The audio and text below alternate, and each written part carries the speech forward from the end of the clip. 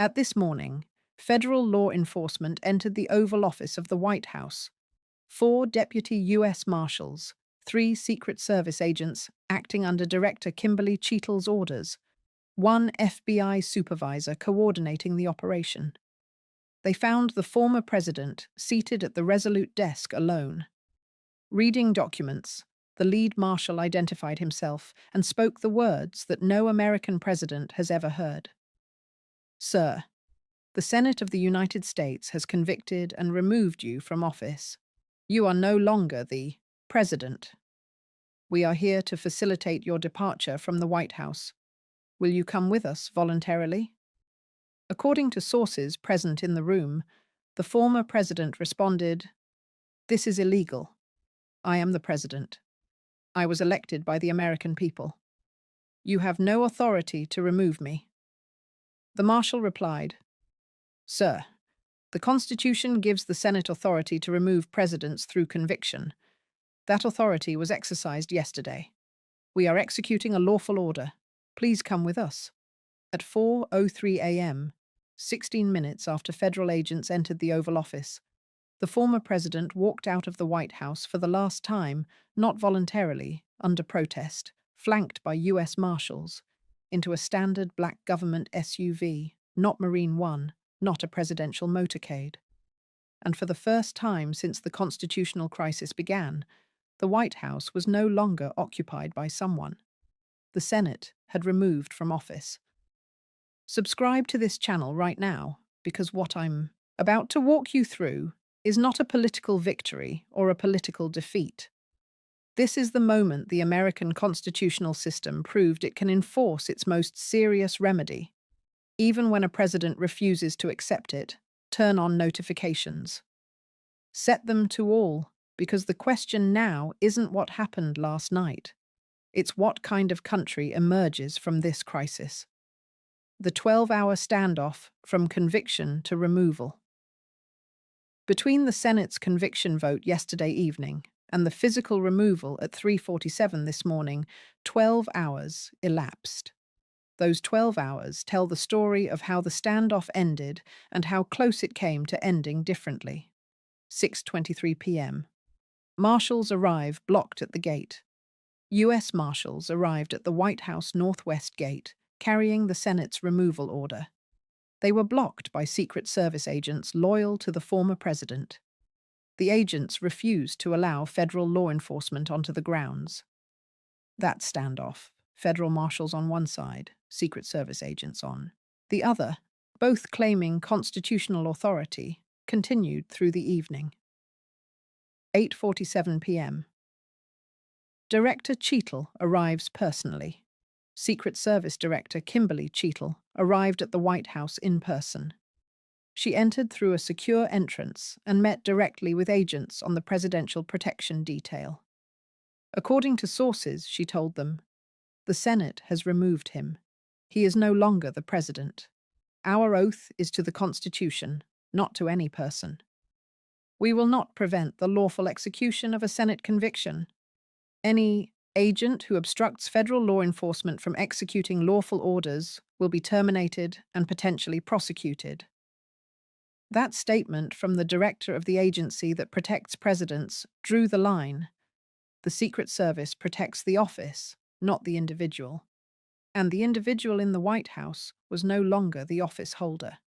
9:34 p.m., agents begin to leave. 3 agents assigned to the former president's detail left the White House and joined the protection team for the new president. Their departure signaled the beginning of the end. 10:15 p.m., more agents depart. 2 more agents departed. The protective circle was shrinking. Midnight, 7 agents remain. By midnight, only 7 Secret Service agents remained with the former president inside the White House, and those 7 were wavering. 1:47 a.m. The final order. Director Cheatle met with the remaining 7 agents and issued a direct order. Stand down. Allow the marshals to enter. Facilitate departure or resign immediately and face disciplinary action. No ambiguity, no negotiation, comply, or face consequences. 2:34 a.m. The last holdouts stand down. The final holdout agents stood down. The path was clear for federal law enforcement to enter the White House. 3 a.m. The operation plan is finalized. The U.S. Marshals Service, coordinating with Secret Service and FBI, finalized the entry plan. 4 marshals would enter the Oval Office. 3 Secret Service agents would accompany them to demonstrate that the Secret Service supported the operation. FBI would secure the perimeter. The goal was peaceful departure, but the marshals were authorized to use necessary force if the former president physically resisted 3:47 a.m. They entered the 16 minutes inside the Oval Office. The confrontation inside the Oval Office lasted 16 minutes. The former president was not alone when agents entered. 2 personal aides were present, along with 1 private attorney and 1 remaining political advisor. All 4 were asked to leave the room. They complied. The former president was then given the choice: leave voluntarily or be escorted. According to sources, he stated, "I will not leave voluntarily. If you remove me, you are violating the Constitution and committing an illegal act. I will fight this in court. I will take this to the American people. But I will not walk out of this office of my own free will." The lead marshal responded, "Sir, we understand your position, but the law is clear." The Senate convicted. "You are removed.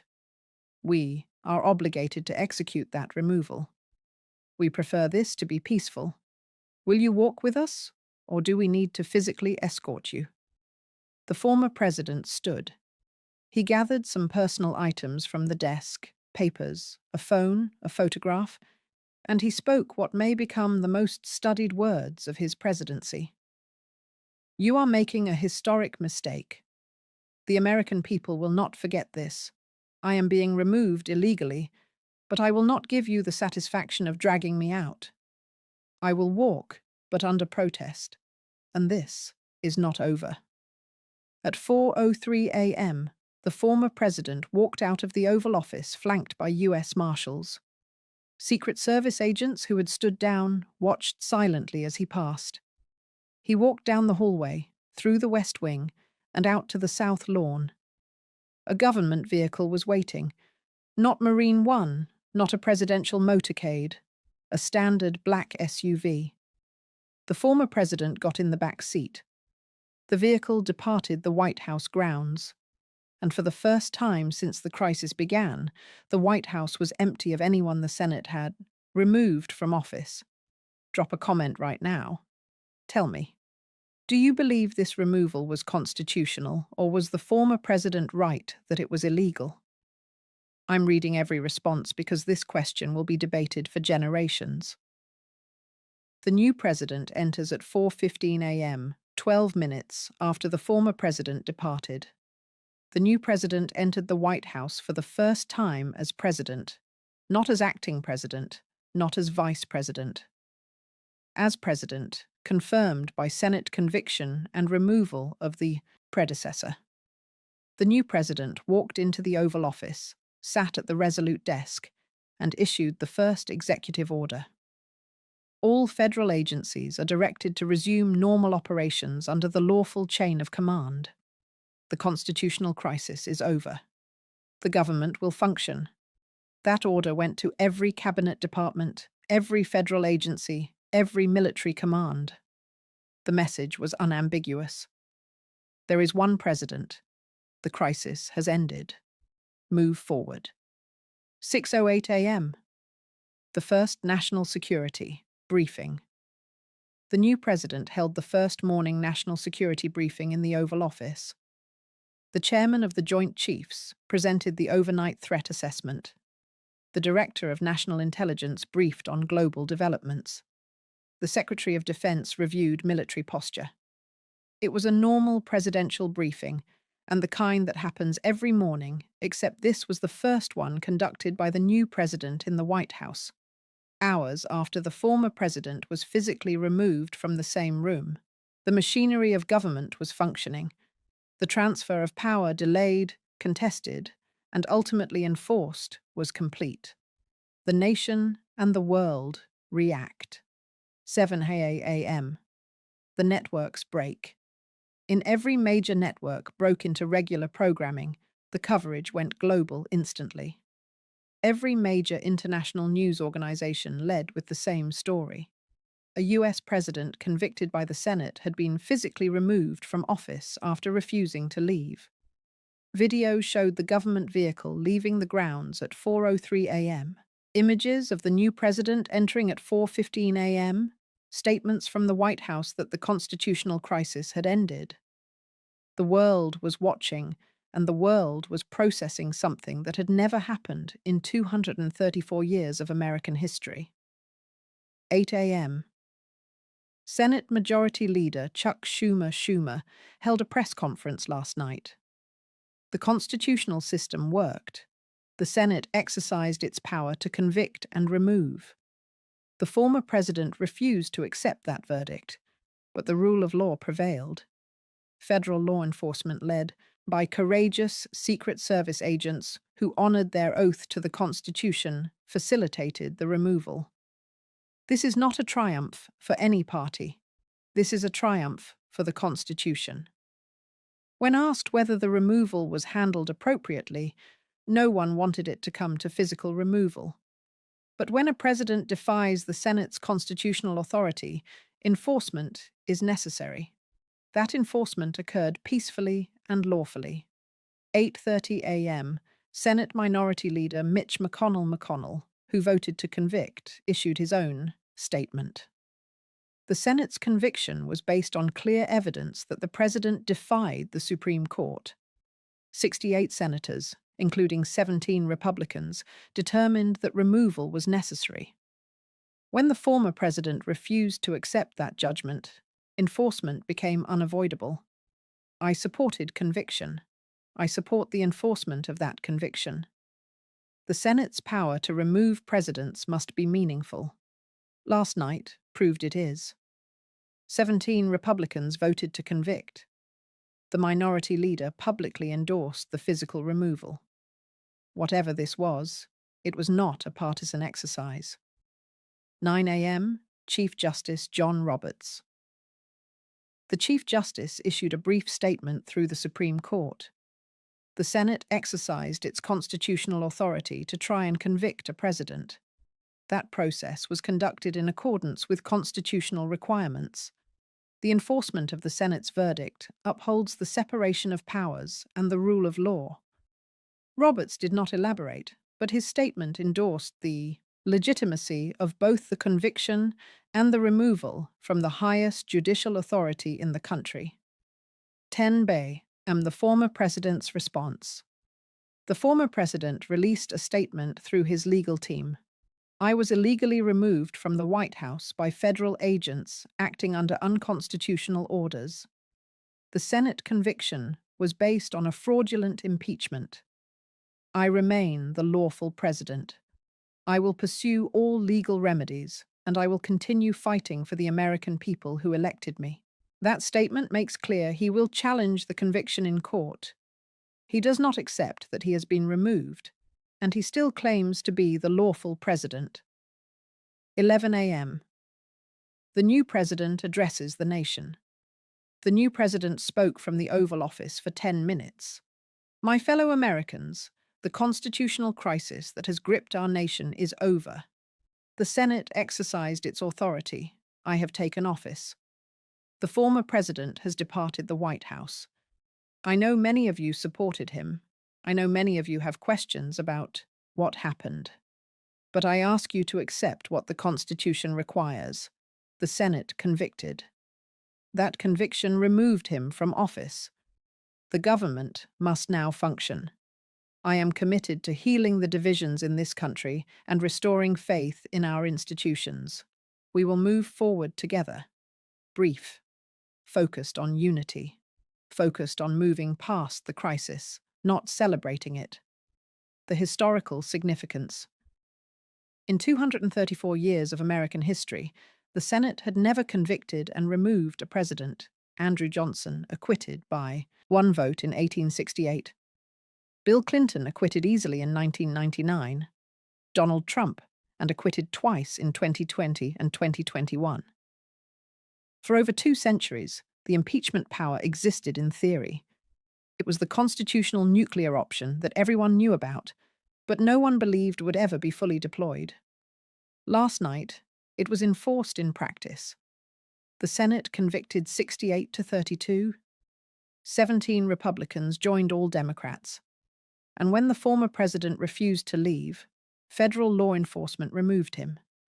That has never happened. This matters not just as history, but as precedent, because it establishes 3 things that were previously theoretical. First, Senate conviction is not symbolic, it is enforceable. A president who is convicted and removed cannot simply refuse to leave. Second, the Secret Service protects the office, not the person. As Director Cheatle demonstrated, when the office holder changes, the protection follows the office, even if the former occupant disagrees. Third, the constitutional system, when pushed to its absolute limit, held, it bent, it strained. It took weeks of crisis, bipartisan courage, and agonizing institutional choices, but it held 6 indicators to watch how the country recovers. The removal is complete, but the consequences will unfold for months and years. Here are 6 indicators that will tell us how the country recovers from this crisis. Indicator 1. Legal challenges. Does the former president mount a serious legal challenge to the conviction?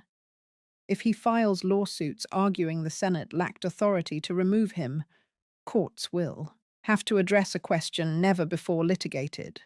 Are Senate convictions judicially reviewable? Indicator 2. Republican voter response. Do Republican voters accept the conviction or view it as illegitimate? If polling shows large majorities of Republicans believe the former president was removed unlawfully, it signals deep and lasting division that will shape elections for years. Indicator 3. New administration competence. Does the new president govern effectively and build public support?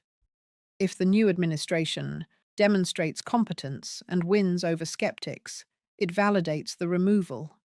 If not, it reinforces claims that the crisis was about politics, not the Constitution. Indicator 4. Government continuity. Do any federal employees or military personnel refuse to recognize the new president? If resistance continues inside government, it signals the crisis has not fully ended, regardless of what happened at 3:47 a.m. Indicator 5. Legislative response. Does Congress pass legislation to clarify impeachment and removal procedures? If lawmakers conclude the process revealed gaps in constitutional mechanisms, they may try to codify what was previously assumed. Indicator 6. Historical consensus. Do historians and constitutional scholars reach consensus on whether the removal was proper? If academic and legal opinion converges on legitimacy, it helps establish precedent. If opinion remains divided, the controversy persists indefinitely. 3 long-term scenarios. The next months will reveal which of 3 scenarios describes America's future. Scenario 1. The healing scenario. The country accepts the removal and moves on. The new president governs successfully. The former president's legal challenges fail. Public opinion gradually shifts toward viewing the crisis as the system working, painful, but necessary. Within a year, it is seen as a historic but resolved constitutional moment. The institutions are strengthened by having survived their greatest test. Scenario 2. The ongoing division scenario. The country remains deeply divided. Half view the removal as legitimate constitutional enforcement. Half view it as a coup. The former president becomes a symbol of resistance. The new president struggles with credibility. Trust in institutions remains low. The crisis technically ended, but its effects never fully resolve. Scenario 3. The damage scenario. The crisis has broken something fundamental. Faith in the Senate's impeachment power is damaged, not strengthened, by the manner in which removal was enforced. Future presidents believe they can defy Supreme Court rulings without consequence if they're willing to resist removal aggressively enough. The constitutional system is permanently weakened. The president becomes not a deterrent, but a playbook. Which scenario do you think describes America going forward? Drop your prediction in the comments. I'm tracking all three, and as the months unfold, you'll see the analysis here. Here is what is certain right now. At 3:47 a.m., federal agents entered the Oval Office. At 4:03 a.m., the former president left the White House. At 4:15 a.m., the new president entered. At 6:08 a.m., the first national security briefing occurred under new leadership. The constitutional crisis that began when the cabinet invoked the 25th Amendment that escalated through Supreme Court defiance and emergency powers and impeachment and conviction has ended with the physical removal of a former president who refused to accept that he was removed. The system worked. It took weeks. It required the House to impeach, with bipartisan support. It required the Senate to convict with 17 Republicans breaking party loyalty. It required the Secret Service director to choose the Constitution over a person. It required federal law enforcement to physically remove someone from the White House, but it worked. The next months will reveal whether this crisis strengthened or weakened American democracy. Did we prove that the constitutional system can constrain even the most defiant president? Or did we demonstrate that it takes extraordinary measures and dangerously close calls to enforce basic constitutional principles? The answer depends on whether this becomes the precedent that future presidents fear or the example that future presidents believe they can survive if they're willing to go far enough. What is certain is this: the American presidency will never be the same. Every president going forward will know that Senate conviction is real, that removal can be enforced, and that defying the Supreme Court can cost you the office. Every senator will know that voting to convict a president of your own party is possible, and that 17 Republicans did it. And every citizen will know that the constitutional crisis of 2026 ended with the system enforcing its rules. Even when the person subject to those rules fought with everything he had to resist them, the Constitution survived, democracy survived, and America moves forward with the knowledge that the rule of law tested to its breaking point held. Stay with this channel. Turn on notifications. The constitutional crisis has ended, but the consequences will unfold for years. When courts rule on the former president's legal challenges, when the new president's policies take shape, when historians assess what happened, you'll see the analysis here. This is not over, but the most dangerous phase, the phase where we did not know if removal could be enforced, is over. I'll see you in the next.